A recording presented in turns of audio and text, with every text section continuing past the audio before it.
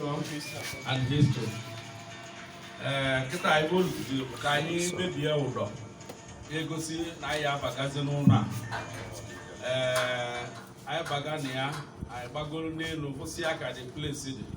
Anyị wee mmalụ ebe anyị ga-esi wee nye aka. Ọ bụ kọmputa ka ị ga-ebute, ọ bụ oche ka ị ga-ebute. Ibe ọbụla mmadụ nwere ike ime enyi dị ya kịta. So na anyị ana m dịka ikike ejere m iji wee kwụrụ igwe m wee eri. Ikike ejere m dịka na-aba ndị m wee eri niile ka m ji wee na-ebe teepu a baa n'afa nke nna na nke ọkpara na nke mmụọ nsọ.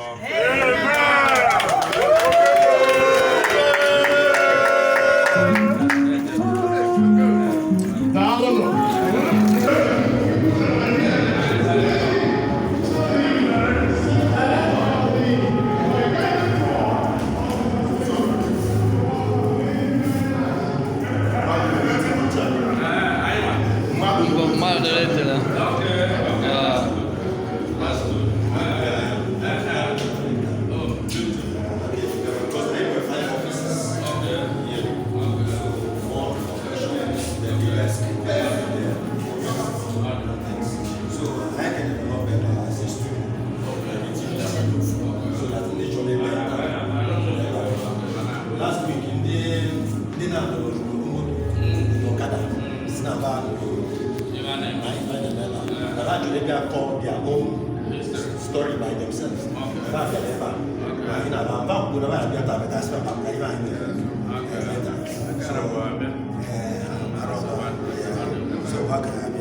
So, ndị mmadụ ndị nwoke etiti anyị jere bọs ya báwo na baka ya bịa bịa ka ba bịa ebe a anyị bịa ebe interview ga-akọ maka ebe a so ụfọdụ ọ ga-eje eje ụfọdụ ọ ga-eme mmadụ ya bịa bịa so ma bịa bịa nọ na studio ya bịa awa akọ sometimes onye na-ata ịta si na ọja na-atakịsị na nza ma ọ bụ ya na-atakịrị ebe ọzọ ọ bịa ebe a ọ daịta ya na-ebidio ka e na-ebidio ka na-ese ndị ya something to be a regular program and things like that. You see the effect? You think I have it's really nice. That's why I can have this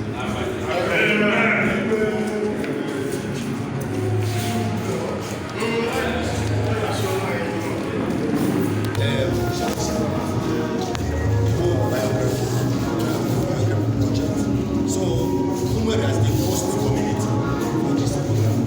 Ever I have a gallery that is from as far back as 103. What it was we are able to pretend. What it was we are able to talk about Bele. So this place, you have a gallery of their photos. So you and your predecessors and your successors, your photos will be here in this gallery. Lecture. So regular lectures on Igbo history, on Ngweri history, we go on here all the time.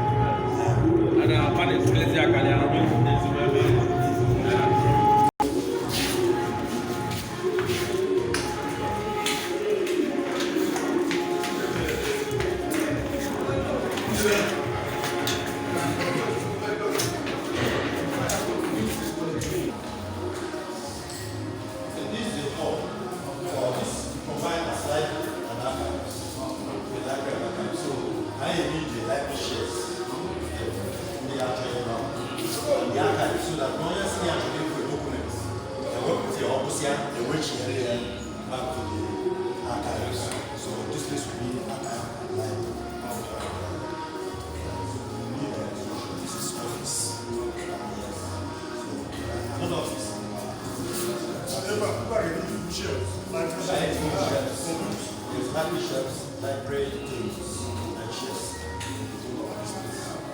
I need safer lockers for historical documents for the archives. The Amane of the internet, or I'm going to check that person, I'm going to check enough credentials. Maybe on my somebody, you are free, but on my son who are classified,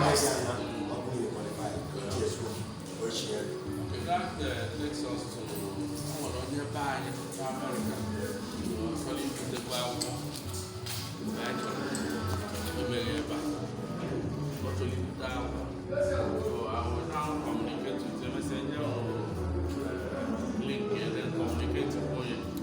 not to go ever to go in now. Just get to a lot of books. The time we wanted to send it to Nigeria, so all the people that go here in Nigeria, I'm not going to take it so that I'm on this year. Mo am go one even na akọrin na mepụta. Onye ọbụla nwere obodo one document or one dịka onye anyị.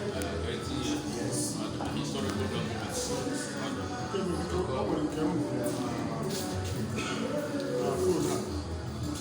Before one from those I recover from Harvard Library.